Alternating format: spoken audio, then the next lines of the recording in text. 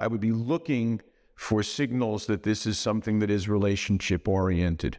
I would be looking for mentorship or menteeship, where there will be a natural outgrowth of things that you're doing for each other, but it's deeply rooted in something that is non-transactional. And that's probably part of why I look for openness.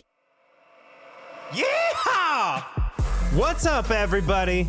Your life alchemist, your dragon. Welcome to Alchemized Life. I'm your host, Justin David Carl. This is a show where I seek out and share expertise, wisdom, and thought leadership in all domains with the mission of empowering and inspiring you to proactively design and truly live a life worth living.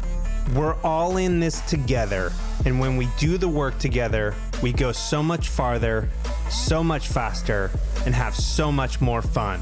Without further ado, let's dig into this episode and alchemize life. Jack Fuchs, welcome to the show, brother. So good to have you. Thanks for having me, Justin.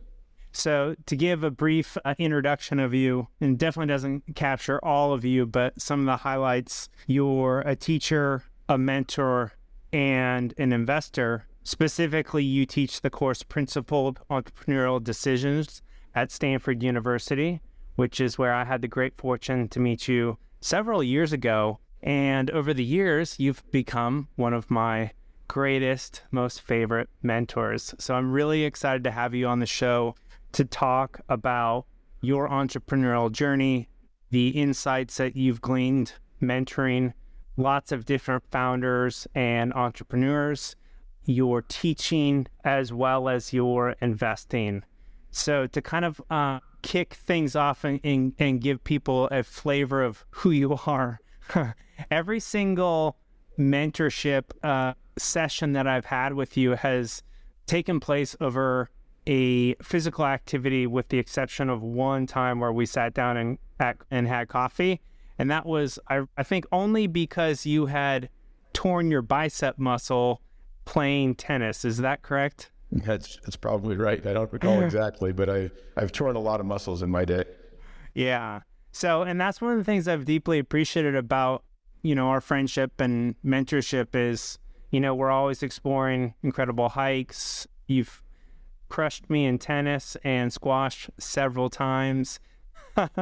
And I'm just curious, why is that something you do with a lot of your mentors, or is that specific to our mentorship? Yeah, it's absolutely a tenet of what I do.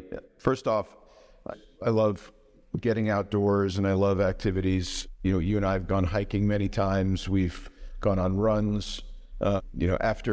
After the debacle of tennis and squash, realized that we were more compatible doing more outdoorsy things. But first off, I just feel as though you're more likely to get together with folks more often if you add something more meaningful than just sitting around having coffee or a beer. Not that you would ever have a beer, I appreciate. But I also think that it helps people be more open. One of the biggest tenets of everything that I do is trying to have as meaningful a relationship with one of my mentees as possible, so that I can provide the best guidance that I can, because the best guidance is guidance that is right for that person. And so getting to see that person in an environment, getting to do something athletic, getting to do something helps that person open up more, helps me open up more to that person as well. And by doing that, I get to be better at giving advice that is the right advice for that situation, for that company, for that entrepreneur. And it just keeps me in shape too. Yeah. Yeah, one of the things I've discovered for myself, and especially when I'm with you, moving in nature, is, walking and movement in nature, it's almost like a meditation. And I believe that that type of meditation, a walking or a moving meditation, really empowers one to tap into the visionary archetype, which is kind of a fundamental archetype that all entrepreneurs have to tap into as they're, creating something from nothing.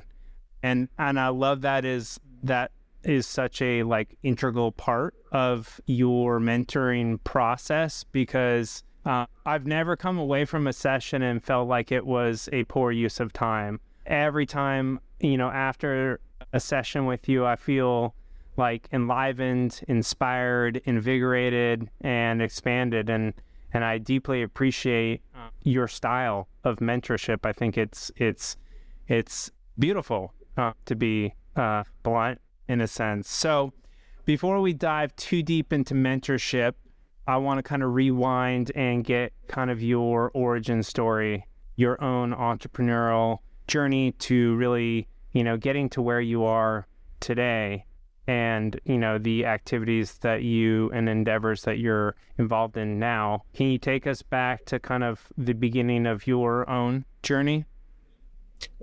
Certainly take you back as far as you'd like to go. We'll start at, you graduated with an engineering degree from Dartmouth College and went to work at McKinsey & Company in the mid-'80s. So my formative years were predominantly big company years. I was with McKinsey & Company for 6 years. I was with Becton Dickinson, a medical device company, very, very large Fortune 500 company, for 5 years. In the middle of that, I went back to business school, and I also worked at Goldman Sachs for a summer in mergers. So I'm very much a big company guy at time. And I think I would also say that predominantly for those years, those dozen years or so, I was doing what made sense on paper for an engineer from Dartmouth, right, and then an MBA from Stanford. I was looking at what the best or hardest job to get was, and I would go for it. I was doing what made sense on paper, right? Not necessarily what made sense for me, but it were wonderful experiences. And that was all true, with the exception that after my first 2 years at McKinsey, I left McKinsey to teach high school mathematics at a Catholic day school in Morristown, New Jersey called Del Barton School. And there I coached tennis and soccer and taught different courses, different classes. And I did that for 1 year before going to business school. And a lot of people at McKinsey kind of looked kind of sideways, like, who the heck would leave McKinsey to go teach high school, to earn $19,200 a year, which included my coaching fees and other things like that. And people who really knew me at McKinsey appreciated that was a great thing for Jack Fuchs to do, as opposed to a great thing for your typical McKinsey consultant to do.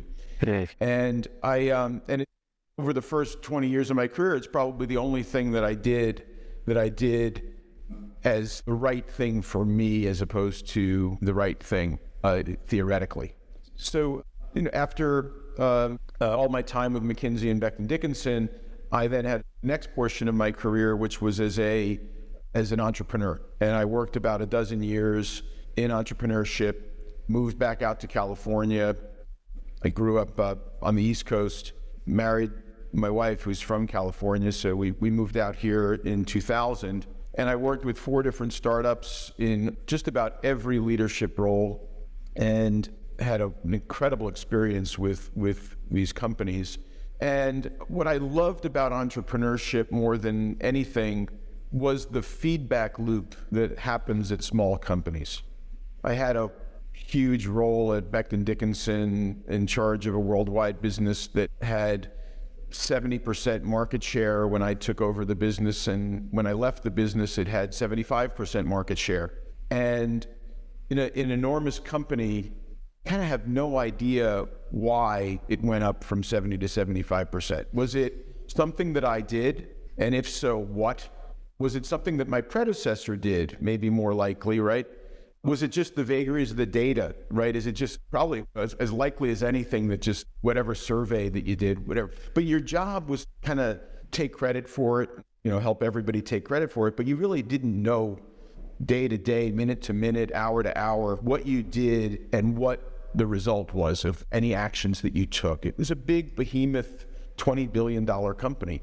In startup land and in the entrepreneurial world, you do 20 things every day, and for the most part, you know pretty quickly whether that was a good decision or a bad decision. Sometimes you know that very day, sometimes you don't know for a week or 2 weeks, but you make a bad hiring decision, you make a bad strategic decision, you make a bad move in a meeting with a potential customer, and you kind of know right away that you did something wrong. Conversely, of course, if you do something wonderful, you've done something that materially reduces the risk in your company, you do something that has made it much more likely for you to achieve great things, and that feedback loop happens really quickly. So at my heart, I am a teacher and a learner. And the learner side of me really appreciated entrepreneurship because it enabled me to intuitively and analytically figure out what was going on in business, what was going on in my career and in my situations. So that was the entrepreneurial part of my journey. And then the last stage of my career so far, over the past 10 or so years, I've now finally created a career, I've created a lifestyle that is uniquely Jack Fuchs. And for the first time in my life, at my late 40s, maybe by age 50 or so, was when I really stopped trying to do that natural next step in my career, that natural next step, which again is more what that is theoretically or on paper, as opposed to just what feels right for me. And so now I have this career that includes teaching as a core part of who I am and as a core part of my career, and I spend about a third of my time doing that. I invest in companies on my own and mentor entrepreneurs, and that's about a third of my job as well. And then I'm an operating partner with a venture capital firm, Blackhorn Ventures, and at that firm I am both involved in the company and the firm. I'm on the investment committee, and I help make decisions, and I help make investments. But the term operating partner is because I am more deeply involved in the companies that I work with on a more operating basis. And I would say that almost everything that I'm doing in my career now, I'm kind of a mentor, and that includes this firm, because to some extent I have more investment experience than some of the other folks at the firm, and so I act in that capacity even within the investment firm. So just everything that I do now is teaching and mentoring and trying to help great people create the best situation that they can in whatever they are doing. Yeah, and I think you do an incredible job. In my own experience, over the last probably at least since 2015-ish, 2014, you've played, a critical part in me navigating my own kind of career and lifestyle and entrepreneurial endeavors. And really, one of the things I love most about mentorship with you is you're really looking out for what's best for Justin, not necessarily what I should do, based on societal norms or even what is best for the business endeavors that I'm involved in, but what is best for me to live my best life. And that's why I think that ties back to kind of your approach to mentorship is getting in these situations out in nature where, we're both feeling very open. And then you really do a great job of kind of sussing out what is truly important, for me, I'm going to speak from my own experience versus what is what's the right analytical decision versus what is the best decision for Justin to have the best life experience possible. And that has just been such an important piece of my own journey, because it is so easy to get like sidetracked into the, the prestige and this shiny objects of, I don't know, higher positions within a company. And, I went through kind of my own time where, I thought I needed to be an investment banker, and I did, about a year and a half worth of internships at, various investment banking firms, even though before I even got into them, I'm like, this is really not for me, but I have to, this is what I should do.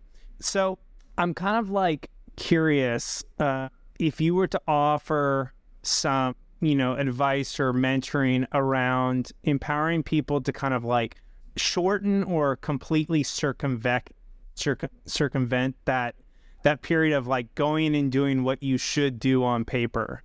Do you have any thoughts that you could kind of share around that? Because I've gone through that. I know tons of people, I would say a majority of the people I went to school with went through that. And it was only a few who were like, no, I'm going to pursue me.inc from the get-go or from graduation. So any thoughts there that you could share?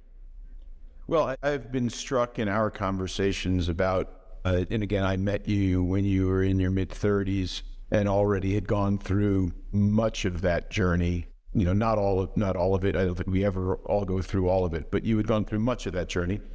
And I've actually seen you evolve from when I first met you even till now in terms of your belief in your ability to grab that by the horns and just ride it.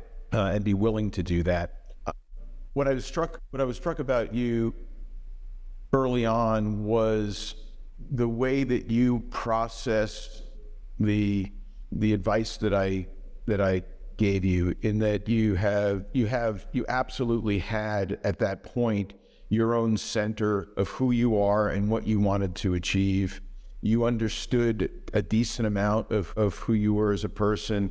You understood how other people viewed you, whether those were, acquaintances and people in your business life, or the people that really matter to you and how they view you. And you understood the difference between those things. And I guess it takes a while for people, different people do that at different times. And yeah, for you, you could be in awe of the folks at age 22 that you met at Stanford who had that kind of level of self-actualization, that they understood who they were at that point.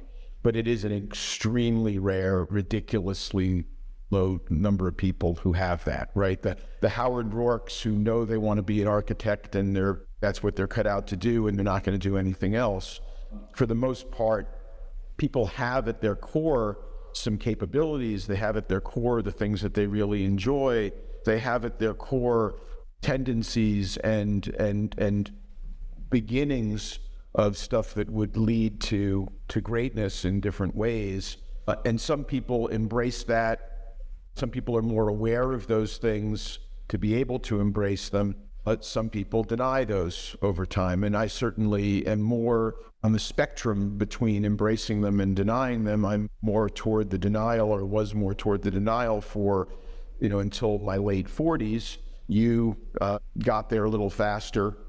And I guess there are two different ways that I would try to frame, how to help people appreciate this concept more. One is that people do, this is not mine, I'm stealing this from somebody I saw on a YouTube video about 10 years ago, but about the concept of passion.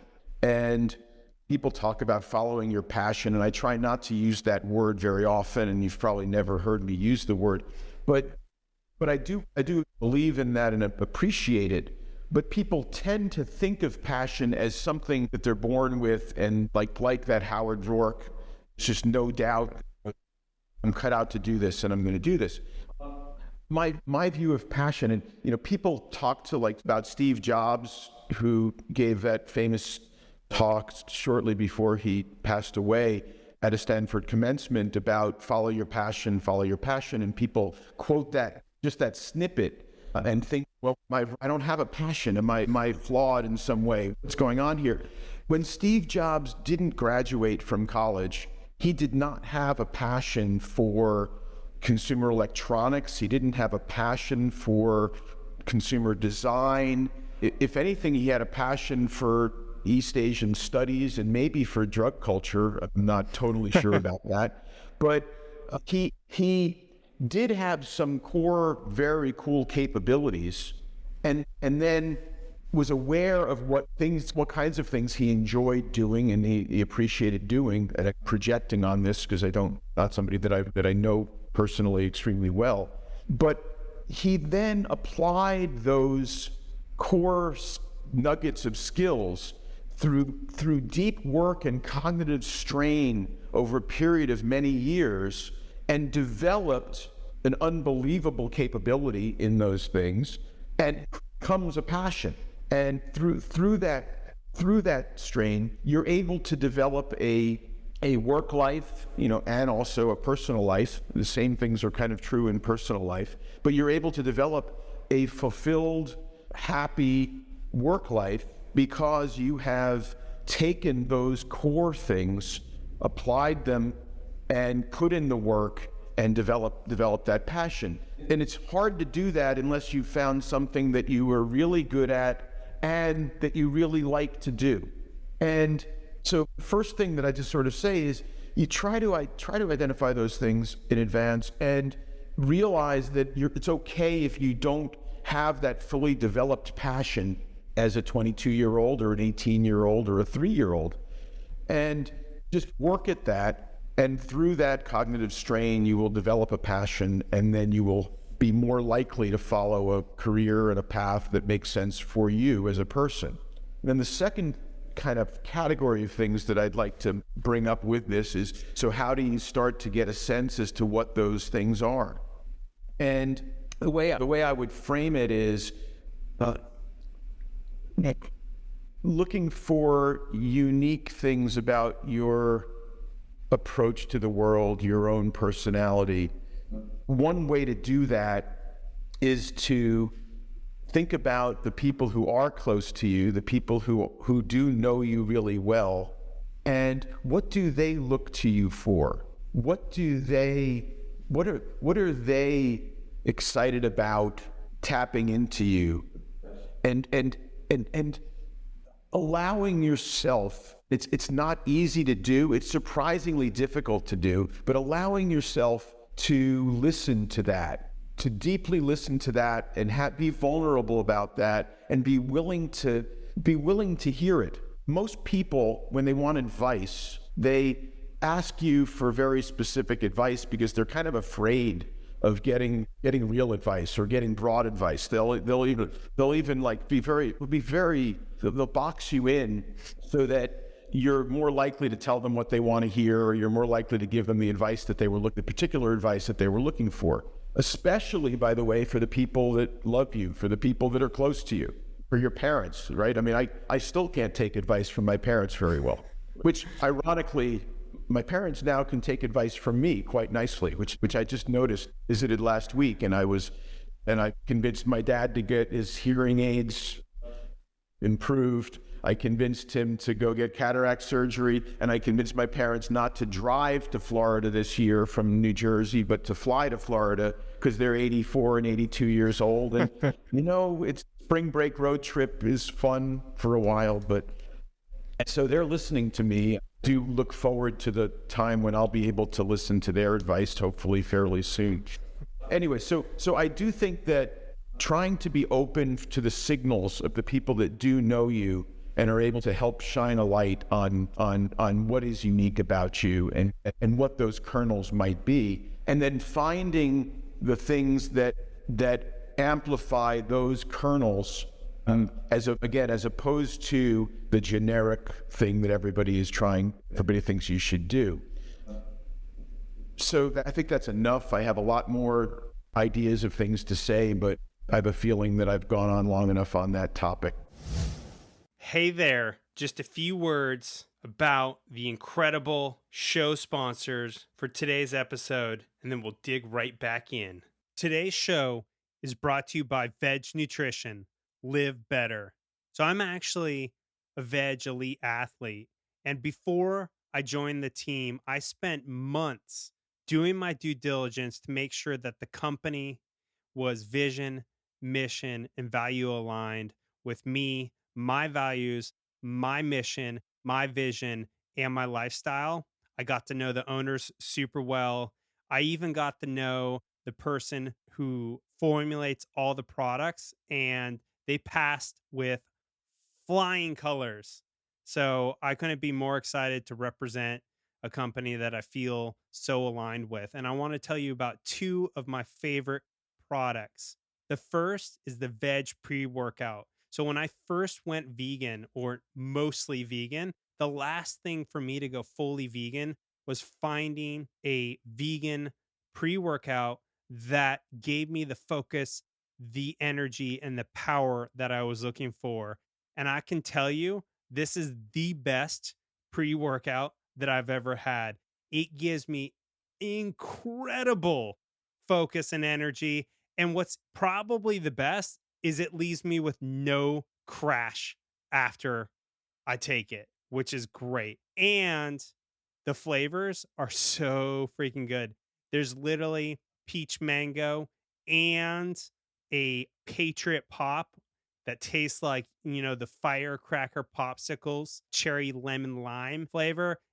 They're literally so good that I can dry scoop them. And they just released a watermelon flavor for just in time for summer, and it's incredible. So that's the first product. The second product is arguably also my favorite, and that's the plant protein. Comes in 3 incredible flavors: chocolate peanut butter, vanilla ice cream, and cold brew coffee. Yep, you heard me. Cold brew coffee flavor. It tastes incredible, all 3 flavors, 25 grams of protein, fully organic, incredible ingredients, heavy metal tested, and it is my go-to post-workout. Make sure that I'm recovering and refueling and giving my muscles the protein that they need to rebuild for that next workout. So go to vegnutrition.com/dragon and try their full line of supplements, and you'll get 15% off. Or you can just use Dragon at checkout and you'll get 15% off. So that's vegnutrition.com/dragon to get 15% off. Veg Nutrition, live better.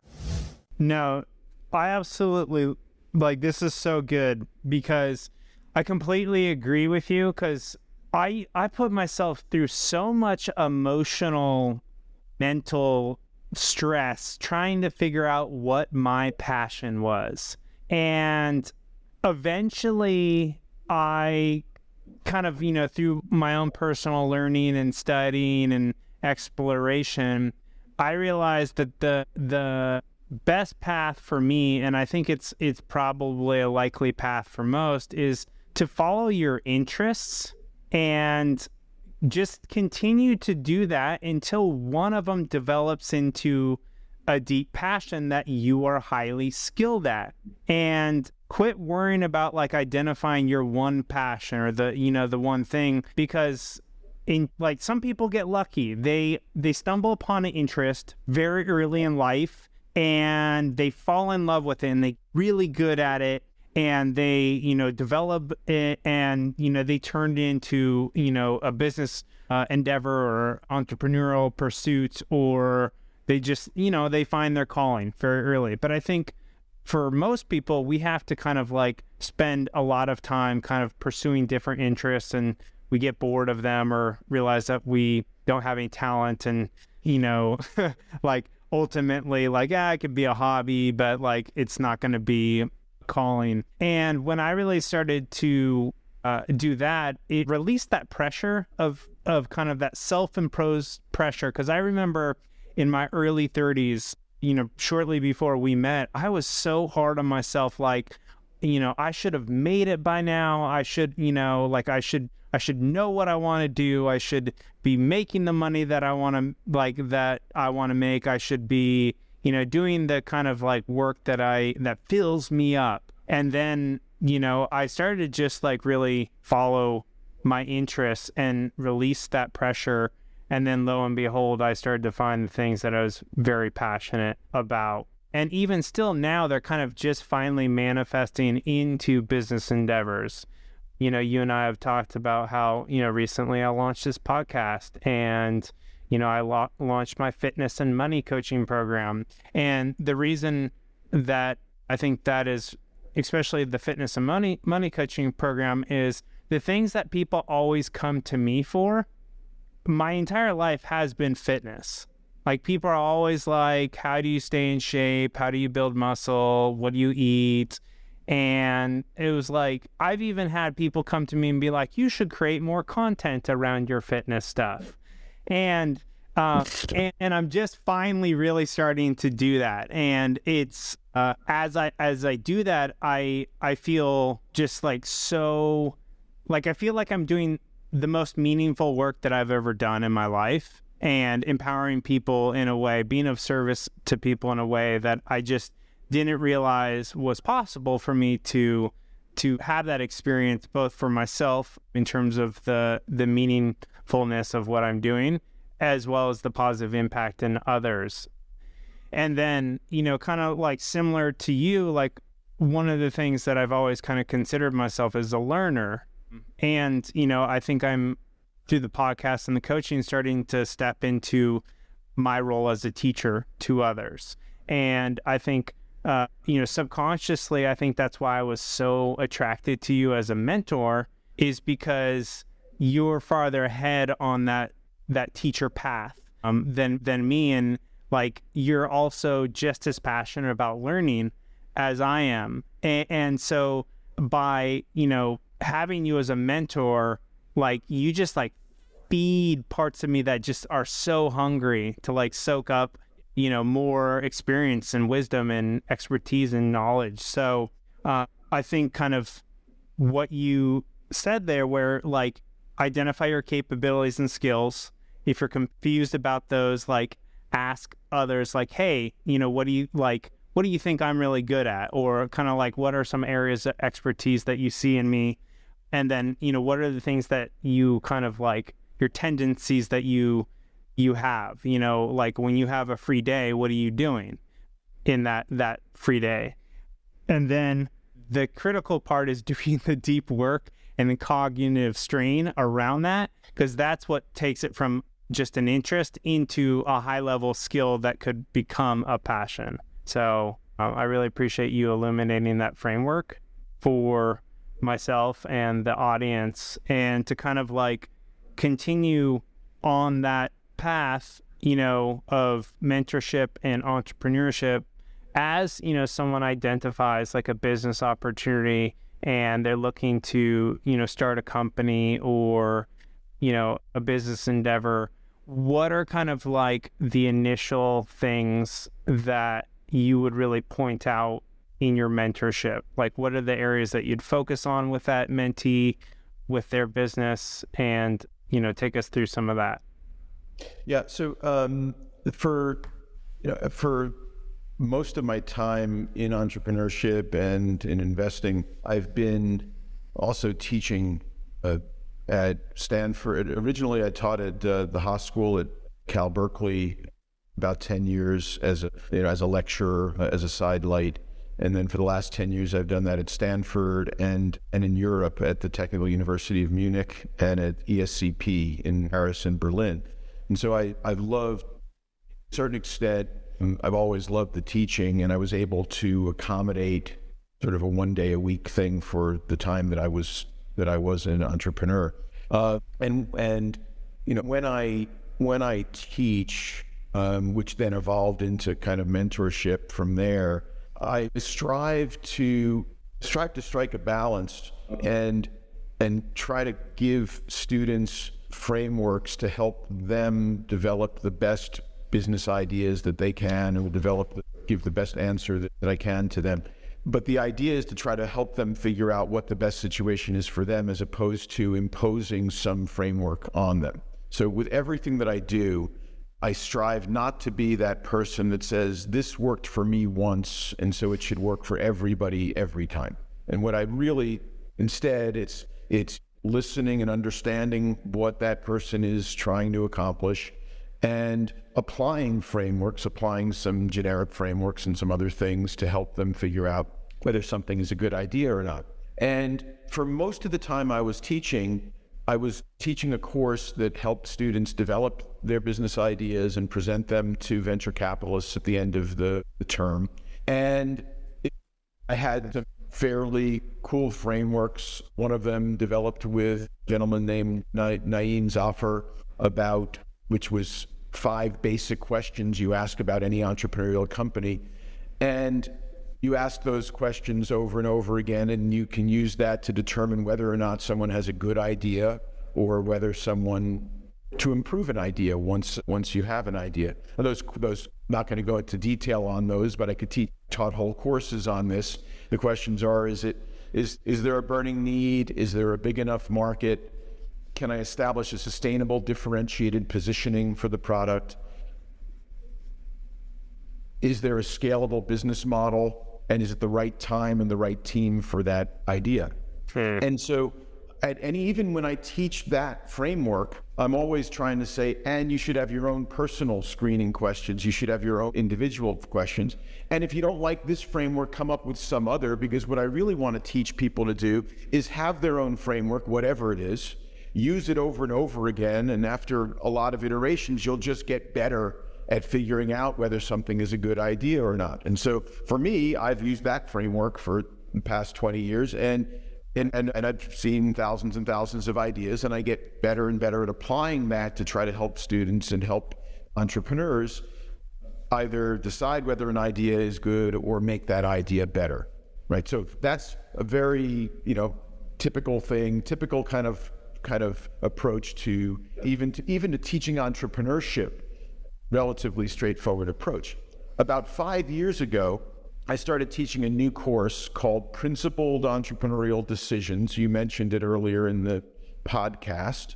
And what I decided to try to start to teach people was to develop their own set of values and principles that they intend to bring with them about how they want to run their company. And by the way, I do that. I help people do that for their lives as well, but we'll focus, your question was more about entrepreneurship, so I'll focus for now on helping entrepreneurs, providing frameworks and examples to entrepreneurs to help them develop the values and, even more important, the principles of how they want to run their company in advance or whatever it is in your company. Even if your company has existed, and I've done this with companies that have existed for 30 or 40 years, getting more in touch with what those principles are, understanding those principles, communicating those principles effectively throughout the organization, and then walking the talk and living according to those principles,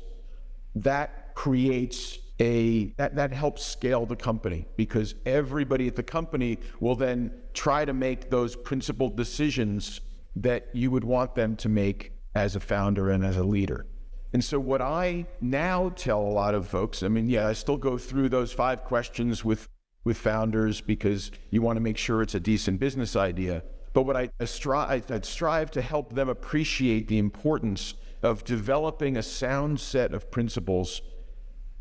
And it starts sometimes with the founders. There can be, let's say you have 2 co-founders or 3 co-founders. What are our principles as founders of this company? What kind of company are we trying to build? What kind of lifestyle do we want to have? How are we going to make decisions? What happens if and when one of us wants to leave or the other 2 want that person to leave? What are our goals? Why are we doing this? What are our roles? What do we like to, and what do we like to do? What are we good at? Anyway, so I strive to help entrepreneurs develop that set of values and principles that works for them. And I try not to judge whether they're good or bad principles in terms of my own ethical construct. I try to help them have good principles just by their structure, and whether they're actually going to help inform decisions, and whether they're well thought out principles. And in fact, that's probably something that really endeared me to you early on, is I think that you, by the time I met you, you had a fairly well-formed set of life principles. And you shared those with me, again, from a relatively early time. And it also helped me. Even more so, again, I wasn't even teaching this stuff at that point, right? So I wasn't even in touch with this, but I got this sense that you were living your life according to a set of principles that guided your actions, that helped you make decisions more effectively and more efficiently in your life about what you were going to do with your time, about who you're going to spend time with, about where you're going to live, about where you're going to work, about how you're going to work. And I think that, just to broaden this again, I think people, in terms of alchemizing their life, will benefit. It's not just about entrepreneurship, it's about life, having that sense of values and principles that enables you to then make better decisions as you go through life. Yeah, 100%.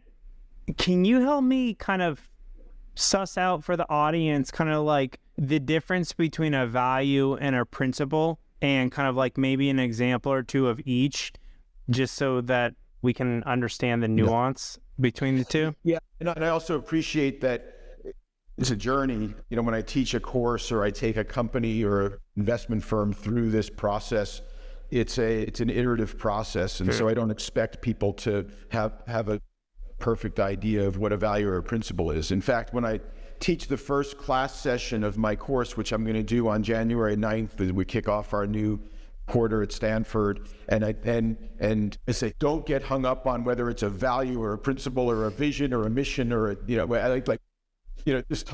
just go talk about it. Almost like when you teach someone to write when they're in kindergarten and you don't worry about spelling or grammar, you just want them to be creative and just share things, right? So I appreciate that it takes a little bit for people to appreciate the nuance and the difference.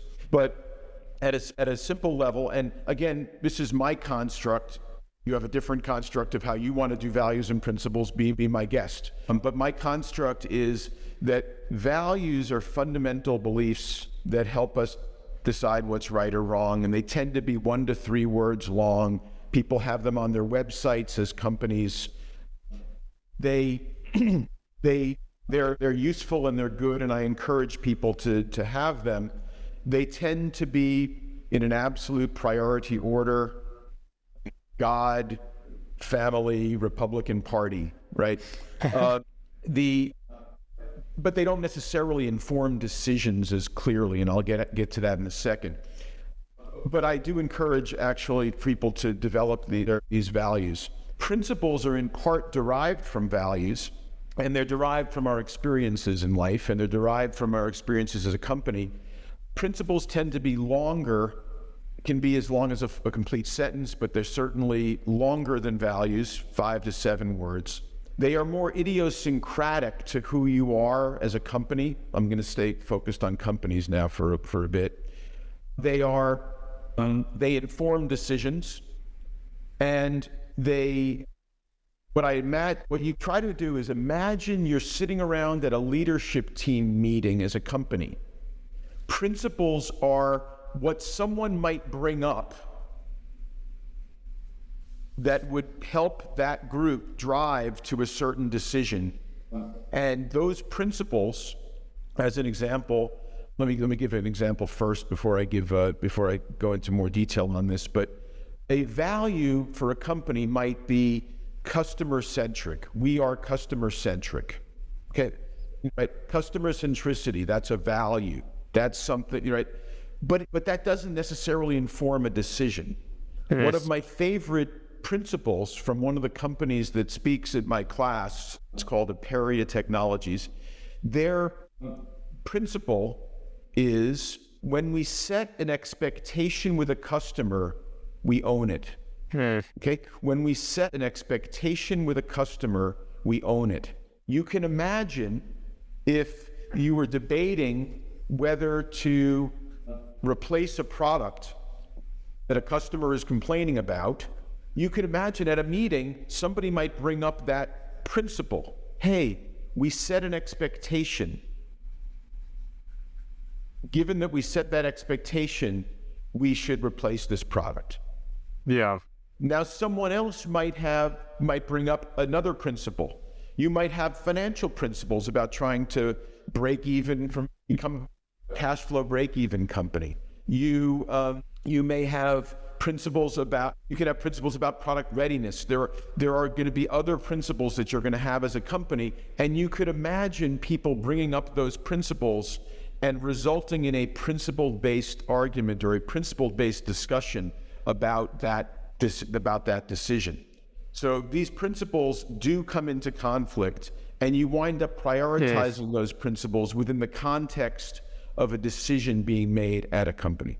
So that's a, for example, other principles that there are product development principles. We won't release a product until we would use it ourselves. That's kind of a common principle. You have principles, so there are, and I'll get into more detail about this if you care, but what I try to do is I help folks understand there are three different major buckets of principles. There are operational principles about how you do all the different functions in your company and all the areas of responsibility. There are organizational principles about how you run as a company, how you make decisions, what kind of hierarchy you have, how you compensate people, organizationally broadly defined. And then you have stakeholder principles, how you treat your customers, how you treat your investors, how you treat your community more broadly. And again, as you can imagine, these principles, what I strive is to help students develop a broad set of those principles for their company that will then help them make better decisions. So they wind up having this principle-based discussion. Yeah. So help me, for the audience, define a couple personal values and principles. I could, serve, like, one of my main personal values is freedom. And I think a way for me that translates into a principle is, and I don't have the exact wording, but it's like, will this opportunity or decision increase or reduce my freedom? There you go. Very good. And like, wherever possible, like, make the decision that increases the freedom. Right. Good. And so you would have a principle that would say, I try to improve my freedom with every important decision that I make, right? Yeah. And by the way, but you may have a principle about financial independence. Yep. Right? And so sometimes those principles come into conflict. And so you'll wrestle with those principles as you make that decision. And sometimes, or maybe often, you're going to come down on the freedom side and make a decision according to freedom. But sometimes you're going to make a decision that drives personal financial independence, which is a little different from freedom. And it may make you make a short-term decision to maximize some wealth creation. You might not be free. You may be working for somebody doing something that's not perfect, but you wrestle with those principles and it helps you make a better decision. One of the ways that I try to help people develop principles is to have them think about difficult decisions that have happened in their lives. Often, that if you reflect on that, principles will emerge from that. You can think about what principles were involved in that. I decided to turn down that job, or I decided to break up with that significant other. What were the principles involved in that decision? What were some things that led me to make the decision that I did? What were some of the counterbalancing forces that made it a difficult decision? And that gives you a sense of what some of your principles are. Hey there, just a few words about the incredible show sponsors for today's episode, and then we'll dig right back in. Today's show is brought to you by Fit Rich Vegan. If you're ready to get in the best shape of your life, double your income, and 10x your savings and investments, then this is the coaching program for you. But wait a minute, Dragon. Isn't this your coaching program? Heck yeah, it is. I spent the last 8 years mastering my fitness and my finances, and I've built an incredible coaching program with an incredible team to help you get the body of your dreams and finally achieve that level of financial success that you've been seeking. So if you want to find out if you're a good fit for the program, go to fitrichvegan.com and book your free consultation today. Or you can just DM me on Instagram with the words fitrichvegan, and we can chat about if it's going to be a good fit for you.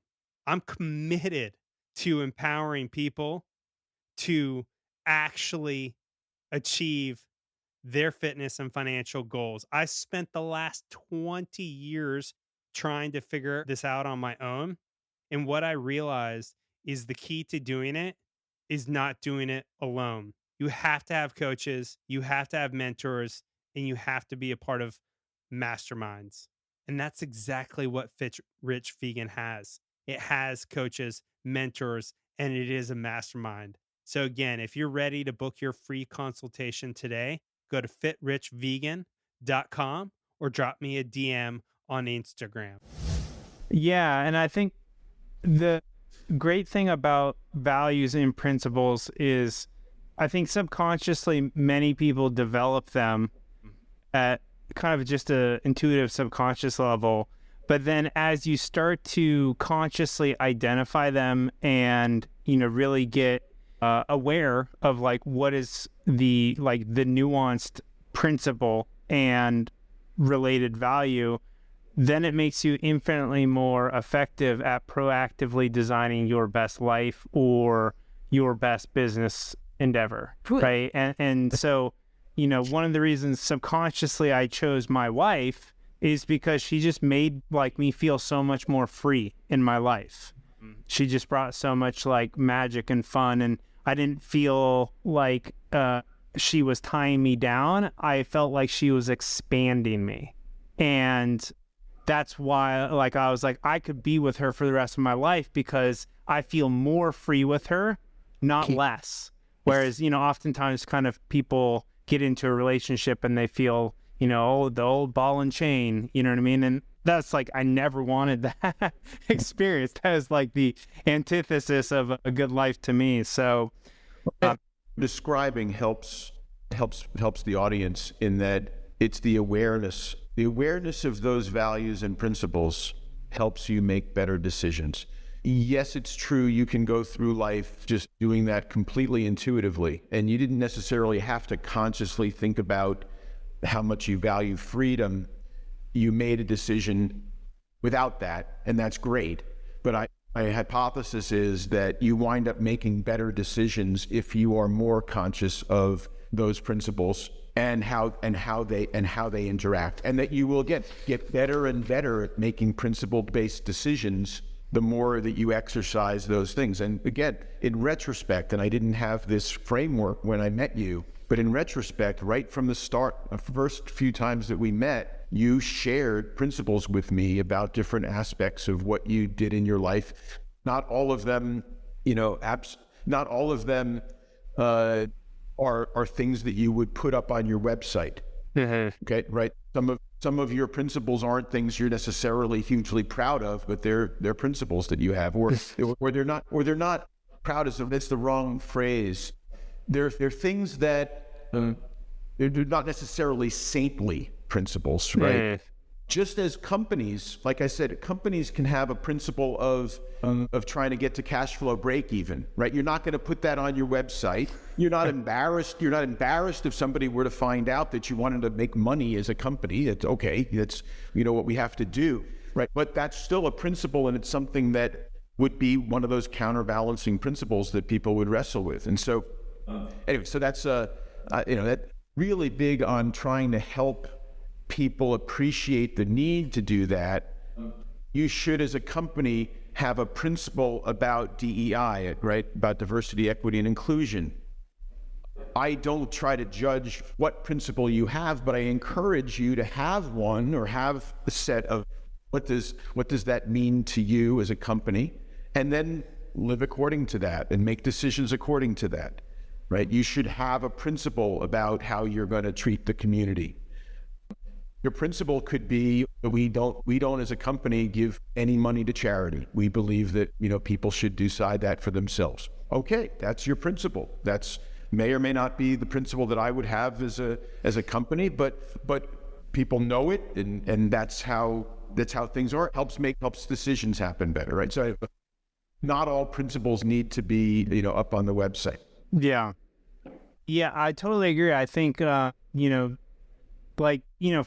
independence is a value and, really a principle of my life, because, it's similar to freedom, but it's totally at times goes against the freedom principle, right? Because I also ask myself, like, with every decision, will this increase my financial independence, or will it take it away or completely remove it? But the funny part is financial independence is part of my freedom, because once I'm financially independent, they're interlocked, for the audience that can't see, but Jack is showing like two circles interlocking with each other. Yeah. And that's the really cool part, is because, through that kind of process of looking at it through multiple principles, I'm able to thread the best decision, because decisions are rarely like black or white. They're like infinite colors, and you have to okay, what is the best color scheme for me in this particular scenario and, decision opportunity? And it can be really confusing, but it's so much easier to do once you clearly define your values and your principles. And then the more you do it, the better you'll get at it. And then you'll realize that your principles will then evolve as well. Values don't tend to evolve as much, but principles tend to evolve. What financial independence means as a principle to you may evolve over the course of your life, but financial independence as a value probably stays fixed. Yeah. Freedom stays fixed. What freedom means to you and what as a principle can change. So your principles tend to evolve a bit. And so what happens too is you're making decisions. You say, you know what? I'm starting to have this other principle. You start to have kids, or you start to have a family in a different way. You know what? I need to add a principle here about this. I'm realizing that I have other things are at play that I wasn't aware of before, right? So I think that so that's how I help when I help companies and I help people develop these. I help them appreciate that through making decisions, it not only then makes you better at making decisions through principles, but it even helps you evaluate and helps your principles evolve over time. Yeah, and I think, well, you stated it's like an iterative process throughout life. So one of the things I'm kind of realizing is how important of a value having a positive impact in the world is to me, right? And so now I'm really looking at all the decisions in my life is are these increasing my impact, my positive impact, or are they sidetracking me from making a greater positive impact? And I still don't have the principle mapped out. Yeah. But it's starting to first it's emerging as a value that's always kind of been there. I want to make a positive impact while I'm here. Well, and then now it's okay, what's the principle around that? And this is real time, I'm in the iteration phase. What is the principle around that positive impact value? So that I can start to make better decisions about, the directions and the decisions that I take. So this is awesome. Thank you so much for going through all of this, Jack. Let's talk a little bit about mentorship. Now we've kind of been focusing on this individual development for either a business or a person around their values and their principles. What are kind of some frameworks for, mentorship? Someone who's looking to find a mentor and, bring a mentor into their life. Do you have any kind of guidance for that part of the mentorship? So one thing that comes to mind fairly quickly is, and this is just maybe this is idiosyncratic to me, but really I try to be pretty focused on whether something is relationship oriented or transactional. I think that there are probably some people who want mentorship, and what they really want is just folks to help them help something happen, help them get an investor, help them get a customer, help them get a job. My advice to people, but I may be projecting my own personal bias on this, but I would be looking for signals that this is something that is relationship oriented.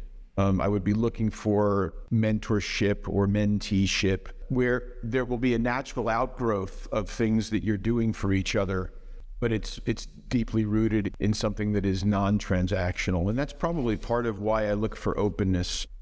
I believe that over time, I've tried to develop methods of understanding whether someone is going to be more relationship oriented or someone is being transactional. And I believe that testing people's openness or looking for openness is a marker. Openness is potentially a marker for the relationship orientation. And so again, looking at that, looking for that openness, or looking at whether and how people are being open with you. Because I believe that to provide good mentorship, you need that candor. Again, are people just someone who's just looking for someone to reinforce what they're already, what they're planning on doing? It's just not something I'm interested in. I think a lot of people are interested in that kind of relationship, actually, right? On both sides, right? I typically, you're going to be much happier if I give you the answer that you were wanting to hear, right? You're happy about that. I'm happy about that. If everything's going great. And similarly, there are people in a mentor relationship, there are people who are in a mentor role who are constantly sort of trying to figure out what the person wants to hear. And that's, again, I'm not interested in that. And I think that the first piece of advice that I would give really is about that openness, that relationship orientation. And then over time, what that leads to is trust, right? Over time, it leads to some kind of deep trust. And it also leads to some pretty fun things. One of my principles is about teaching people how to fish instead of teaching them to fish, right? Which is a very basic principle, right? But I try to use the specific to teach the general, right? I try to help you with your discussions with people at work, or with developing certain things that you're trying to do. And we're really immersed in a particular question that you have, but I'm trying to teach you how to do that in a broader sense when you're in your next negotiation, or your next customer discussion, or your next company discussion, that you can apply that. And so, you have said to me a dozen times in the last 3 years, as you're about to ask me a question, you say, Jack, I know what you're going to say. Here's something that's happened, and then you ask the question, right? But you already know kind of what my answer is going to be, because we've talked about similar things so many times before, and so you have a sense of kind of where I would go in situations. So to me, that once you got that, again, the person is not developing a codependent relationship with you. They're trying to teach you how to fish, right? They're trying to empower you to make the decisions that you need to make within whatever this situation you're in. Yeah.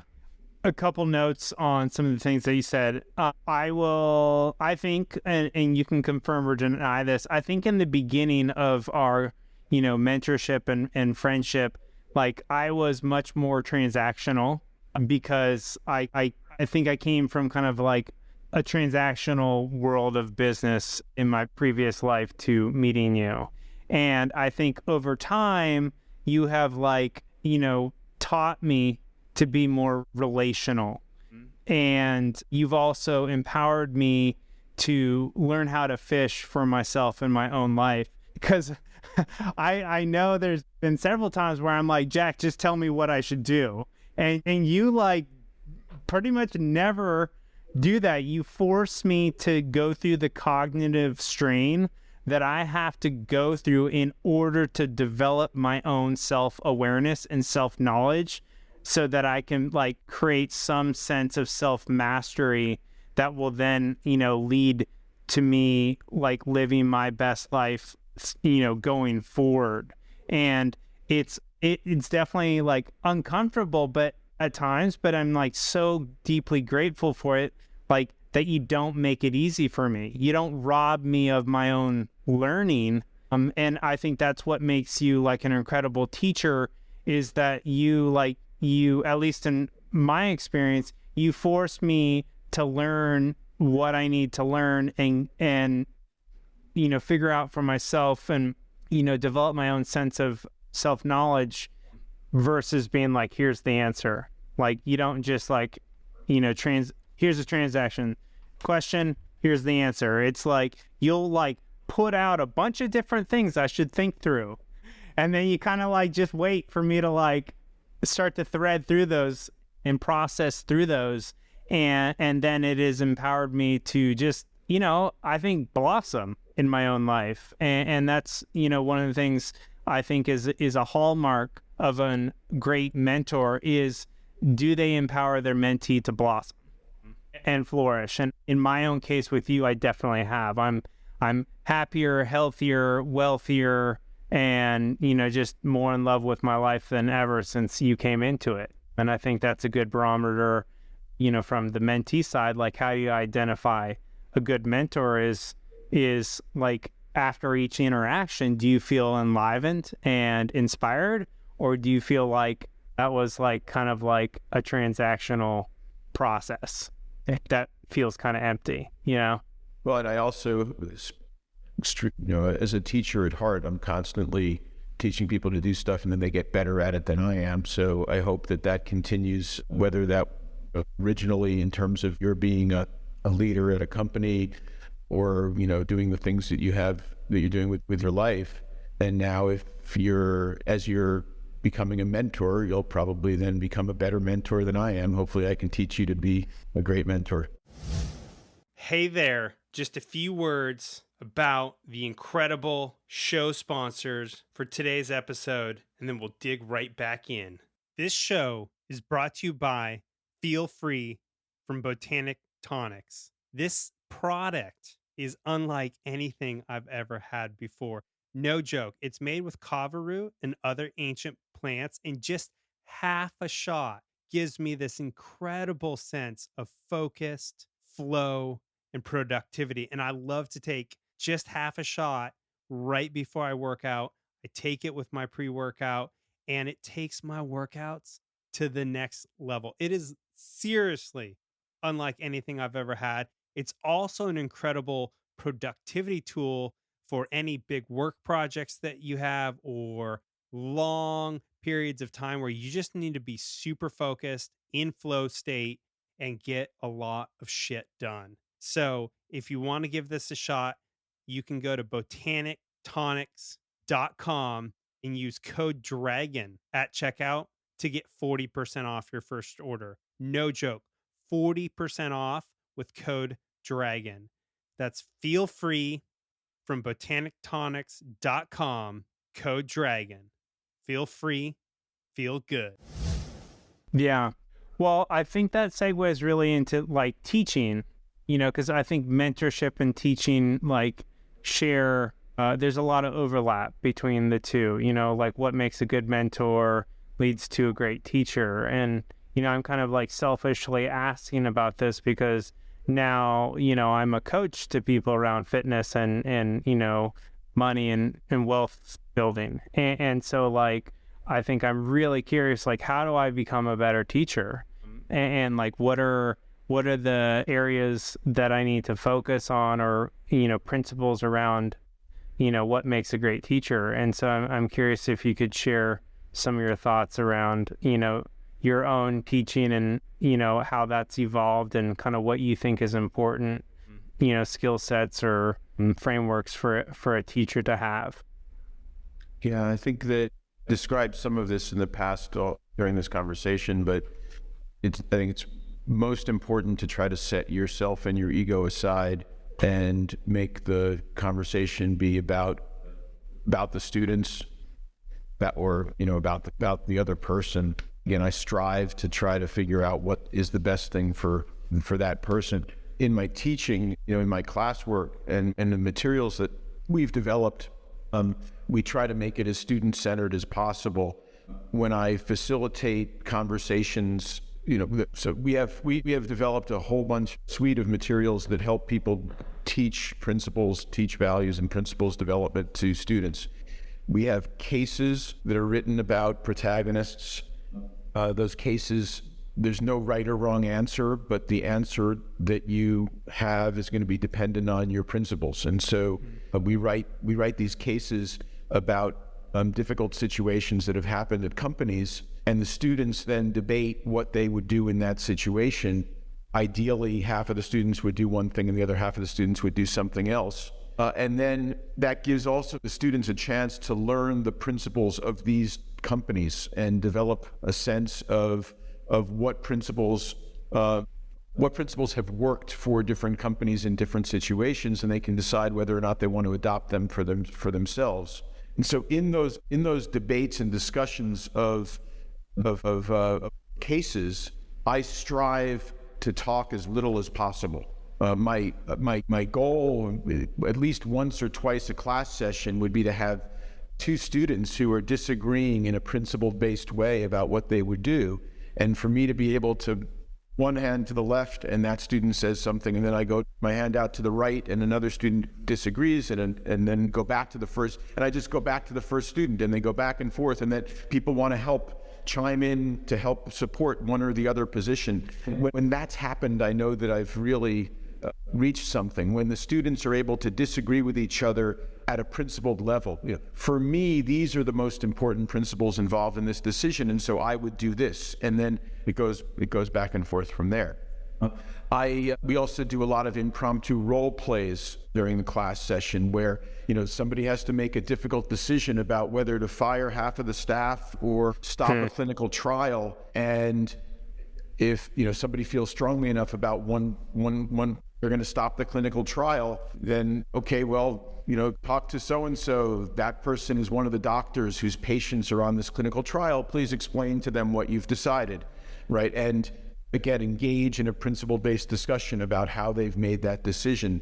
Those are kind of the things that I try to do, make the class about the students and give the students the chance to go through that same discovery and force them to think about what principles are involved in the situations that they have. And then we also have a bunch of frameworks that we share with the students. And again, not telling them, here are some principles you should have, rather, here are some categories of principles that you want to have. Now let's help you develop principles according to those categories, the ones that are the most important to you, and to take them through that process. And so, in teaching, for me, it's that striking that balance of, the easiest thing in the world is to teach the way you think everybody should do something. And so I don't do that. But then if you go too far the other way, you start just giving people motherhood and apple pie, things. Always be true to yourself. Great. What am I going to do with that? And so you're really trying to strike that balance and provide enough rich frameworks and thoughts and exercises that help students develop what makes sense for them. Yeah, that's a tricky balancing act, like thinking through that, like, this is how I think and how you should think versus like apple pie, and it's challenging because it's you're walking a fine line there. And, in my own experience, kind of learning from you, like, I think you do a great job in that in your mentorship teaching with me is you are kind of always this, like, again, forcing me to go through almost like, what I think that you kind of illustrated within your classroom is you are a facilitator of healthy discourse between, like, two opposing, schools of thought around a particular decision or framework or, value or principle. And I think you do the same thing in your mentorship teaching, is you are facilitating like a healthy discourse within that person's own like mind, right? And you are helping them kind of go through that process and externally versus it's all like stuck in their head. And I love the role playing as well, because then, you're encouraging those people to take on that identity and, like, act as if they were, in that situation, which then gives them like an experiential learning of like what they may have to go through, in like outside of the classroom. And I've noticed you actually do the same thing with me during our mentorship. You'll be like, well, think through if you were to do this, like how would your life be? How would your career be? Like, is that the life that you want? And you like have me try that role on for size, and then you would empower me to kind of contrast it with maybe another role that I could take on, and really challenge me to go through again that kind of cognitive strain that forces, self-knowledge and self-awareness. Any other thoughts on teaching? There's one last subject I kind of want to cover with you before we close this down. Well, no. So the only thing I'll say is that, when you, anybody that's interested in teaching this stuff, anybody that's interested in trying to adopt these things as a company or as a firm, be happy to provide materials and such. If they get in touch with you, you can put them in touch with me. And my goal would be to have this stuff catch on, and I think the world will be a better place for it. So is there somewhere online that it's stored that I could, put some links in the show notes that people could just go to? At this point, we're still working on it. Okay. But it will be through the Stanford Engineering Entrepreneurship Center's website. We can't put it right in, but in the next few months, we'll be able to have something that you can put in as a link. Great. Yeah, and the show notes we can update at any time. So as soon as you have a link, we'll put that in the show notes. And then in the interim, I may as well ask, like, if people do want to connect with you online, what is kind of like the best way to do that? Probably, for starters, is just to send me an email at jfuchs@gmail.com. So okay, best starting point. Great. I'm a last year of the boomers, so yeah, no worries. Well, I appreciate you sharing that. We can always edit that out if you decide that you don't want your email in this episode. So we'll cover that post recording. The last kind of question that I wanted to cover with you, or really more of a topic, is just, pre-recording, off air, you spoke about just kind of it being a really difficult time for entrepreneurs. And I know you're kind of in the processing of this, but I would love for you to kind of just share, your thoughts around the time that we're in. I mean, we're recording, it's December 29th of 2022. It's been, from my side of business things, it's been a very interesting year, very challenging year. And, I'm definitely curious about your thoughts of, where we're going to be in the next 6 to 12 months, and kind of like what you would encourage entrepreneurs, to think through during this kind of period of time that we're in. Yeah. So I think that it's an extremely difficult time in that business in general during times was a big question mark. The world is a big question mark right now. The geopolitical world and all that is just awful. And the economic world is a big question mark. And in times of uncertainty, that's the most difficult time to deal with whatever kind of business you're trying to deal with. Large companies have difficulty in these kinds of times. And so, of course, startup companies and entrepreneurial companies have even more difficulty. And the main thing, I think, is that it means that it's even more important for you to be true to yourself. It's even more important to do things your way. It's even more important for you to be in touch with your values and principles to drive the kinds of behavior and decisions that you want to drive. The more uncertain the world is, the more it helps to have a sense of who you are and how to make decisions in whatever path you've chosen, especially in an entrepreneurial path where the degrees of freedom are so great. I think that I have seen so many of these kinds of cycles. I think that it's important for you to realize you're going to get an entrepreneur, you're going to get a lot of advice from people about some people who think the entire world is going to be awful for the next 2 years, period. That's it. And so therefore you should be making decisions according to that.